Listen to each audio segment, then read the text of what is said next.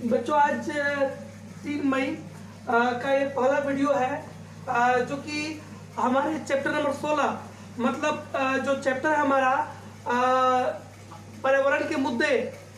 का अगला टॉपिक जो है, जो कि टॉपिक है समताप मंडल में ओजोन औच है। जैसा कि आपको पता है कि समताप मंडल जो है हमारे वायुमंडल का ही एक परत है, धरती से ऊपर, ओके, धरती की सतह से ऊपर, सेकेंड लेयर। तो मैं आपको बताता हूं कि समताप मंडल जो है उसमें ओजोन गैस, ओजोन का मतलब O3 का निर्माण O2 प्लस O से, यानी ऑक्सीजन जो कि अपने मॉलिक्यूलर फॉर्म में है और ऑक्सीजन जो कि अपने एलिमेंटल फॉर्म में है, O और O2, ये इनके मिलने से O3 यानी ओजोन का निर्माण होता है। और ये जो ओजोन है वो स्वतः बनता है और बिगड़ता है, मतलब कि इसके निर्माण और इसके विखंडन की प्रक्रिया ये निरंतर जारी रहती है हमारे एटमॉस्फेयर में, वायुमंडल में। और आपको ये मैं बात बता दूं कि जो ओजोन परत है ये हमारे लिए काफ़ी महत्वपूर्ण है। हम मानव के साथ साथ कई पौधों के लिए और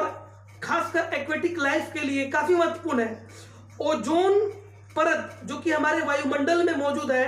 ये परत सूर्य की लाइट में, यानी सूर्य के प्रकाश में जो हानिकारक पराबैंगनी किरणें हैं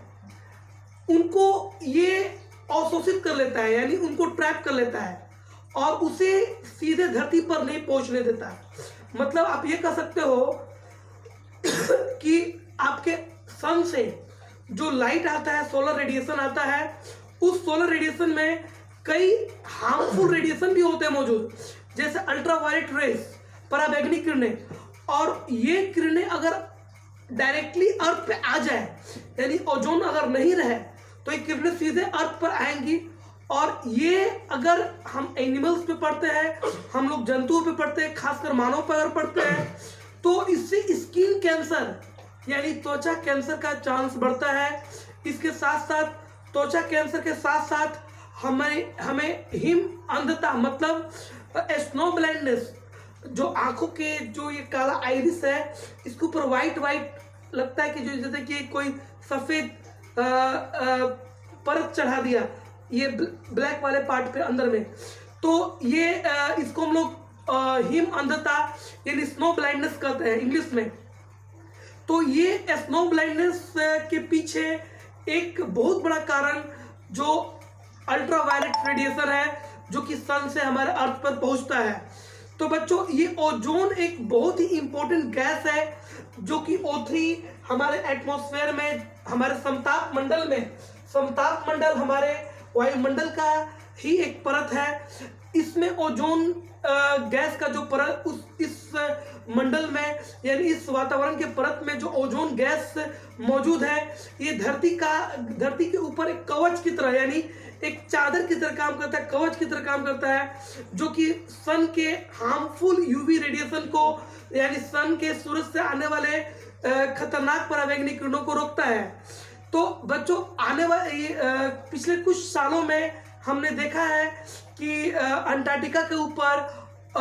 ओजोन का जो परत है उसमें छिद्र मिला है। और इस छिद्र के पीछे जो कारण है वो एक महत्वपूर्ण कारण है कि जो हम लोग अपने यहाँ फ्रिज में या और भी कई चीज़ों के का इस्तेमाल करते हुए जो क्लोरीन गैस उत्पन्न होता है, खासकर जो क्लोरीन गैस क्लोरीन गैस जो अपने कंपाउंड के रूप में मौजूद है, जैसे CFC मतलब chlorofluorocarbon, CFC and HCFC hydrochlorofluorocarbon. CFC और हाइड्रोक्लोरोफ्लोरोकार्बन कुछ ऐसे गैस है जो कि क्लोरीन गैस की कंपाउंड्स है, ये उसके यौगिक है। और ये जो गैस है, ये देखो ये जो गैस है क्लोरोफ्लोरोकार्बन, ये गैस जो है वो हमारे एटमॉस्फेयर में मौजूद है, समताप मंडल में मौजूद ओजोन को काफी नुकसान पहुंचाते हैं। और ये जो गैस है उस ओजोन के परत को हमेशा के लिए बर्बाद कर देते हैं, यानी उसे खत्म कर देते हैं। और ऐसे तो नॉर्मली ओजोन गैस का जो परत है ये खुद बनता है और ये टूटते जाता है, लेकिन यूवी रेडिएशन को ऑब्जर्व करने के बाद टूटते जाता है। लेकिन क्लोरोफ्लोरोकार्बन के कारण, हाइड्रोक्लोरोफ्लोरोकार्बन के कारण ये परमानेंटली ये खत्म हो जाता है, डिप्लीट हो जाता है, जिससे एटमॉस्फेयर में उस एरिया में छिद्र हो जाता है, यानी जहाँ पे ओजोन परत नहीं है, और उससे सीधा जो सनलाइट है उसमें मौजूद जो हार्मफुल यूवी रेडिएशन है वो हमारे अर्थ पर पहुंचती है और हमारे शरीर के साथ साथ फसलों पर भी काफ़ी बुरा असर डालती हैं, जिससे एग्रीकल्चर प्रोडक्टिविटी भी कम हो जाता है। और एक्वेटिक इकोसिस्टम में भी, मतलब कि जो एक्वेटिक तालाब में, नदियों में भी प्रोडक्टिविटी यानी प्लांट्स और एनिमल्स का लाइफ खतरे में पड़ जाता है। इसलिए बच्चों हमें ये प्रयास करना होगा